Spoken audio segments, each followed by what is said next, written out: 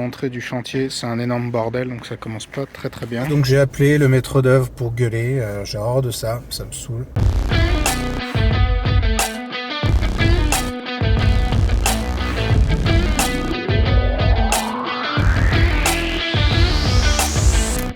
Salut à tous, ici Yannick la marchande bien, j'espère que selon la formule consacrée, tout roule pour vous et que vous avez la forme. Comme vous pouvez le voir, là je démarre pas sur une très grosse énergie cette vidéo, parce que putain c'est une journée de merde et ça commence à vraiment me casser les couilles. Et je vous fais cette vidéo quand même.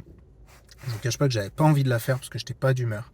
Mais je me suis dit que j'allais vous partager quand même ça parce que ça fait aussi partie, du quotidien de l'IMO et c'est ce que je m'étais promis de faire quand j'ai lancé cette chaîne YouTube, c'est-à-dire vous montrer un petit peu aussi les réalités pas très drôles de l'immobilier au-delà du mec qui devient rentier en 6 mois comme par magie et qui va se dorer la pilule sous les cocotiers avec ses rentes immobilières. Bon, j'ai un peu la crève donc je suis désolé. Pour info, on est le 1er février, le jour où je tourne cette vidéo.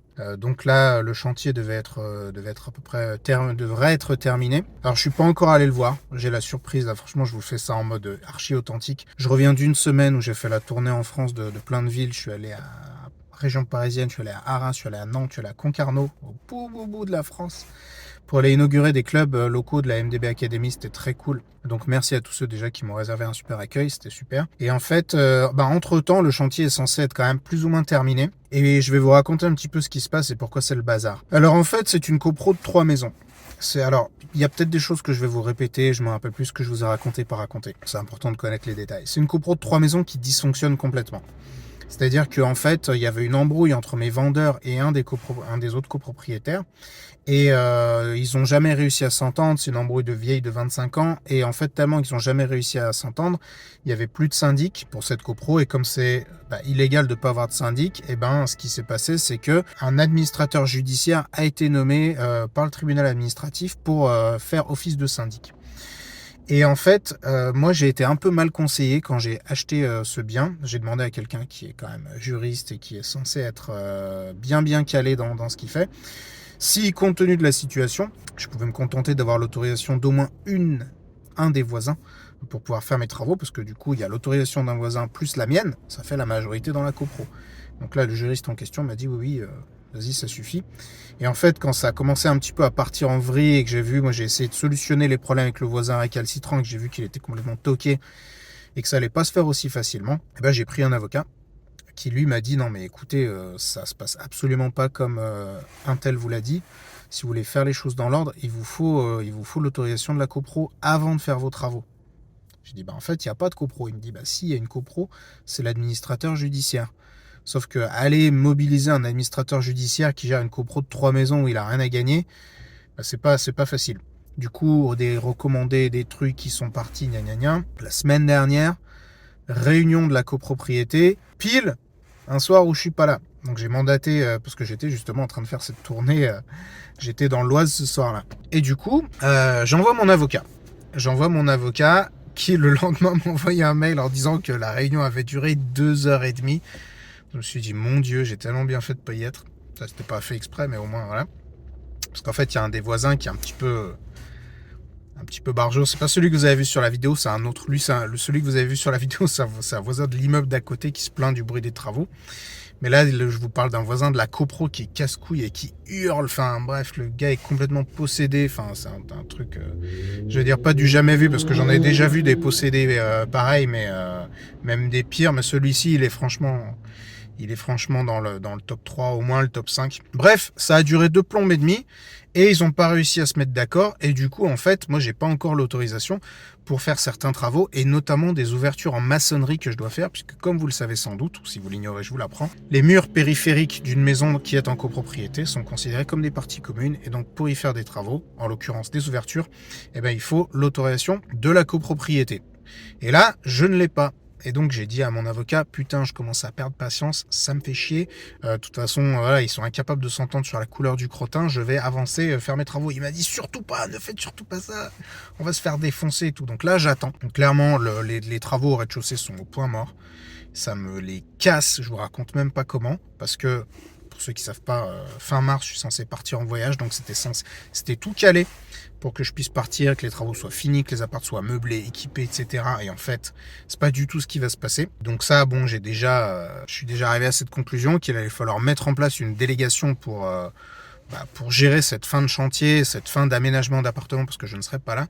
Et là, maintenant, je vais aller voir ce qui se passe au niveau de l'appart qui est censé être terminé, hein, parce qu'on m'a dit, bon, ça a pris un poil de retard, normalement, première semaine de février, ça va être terminé. Donc là, ça devrait vraiment en être à la fin. Les copropriétaires se sont plaints aussi que voilà, le chantier, c'était sale, machin truc. Bon, honnêtement, je suis passé, ils tiennent le chantier plutôt propre. Mais voilà, je vais voir ce qui se passe au bout d'une semaine, 10 jours, sans avoir fait le gendarme, voir un petit peu ce qui se passe. Donc je vous propose de me suivre. Et on va faire aussi la visite du suivi de chantier, bien entendu. Allez, à tout de suite.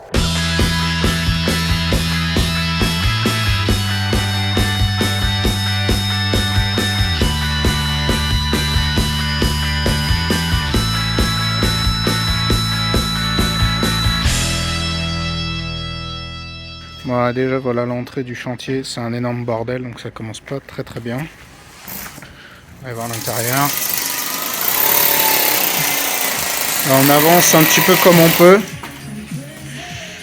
On avance un peu comme on peut. Comme on peut pas faire nos ouvertures en maçonnerie, c'est de faire un peu le placo, les trucs comme ça, ce qu'on peut faire en périphérie. En haut ça a avancé, mais on est loin d'avoir fini. Donc semaine prochaine mon cul, à mon avis. Allez, je vous montre un petit peu, ça a quand même avancé. Là c'est la porcherie quoi, de partout. C'est magnifique.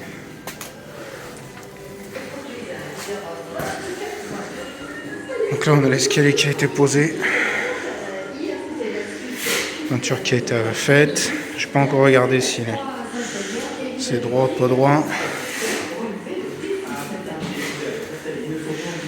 Voilà en gros ce que ça donne, donc c'est pas mal. Je vais vous montrer un petit peu en haut ce que ça donne.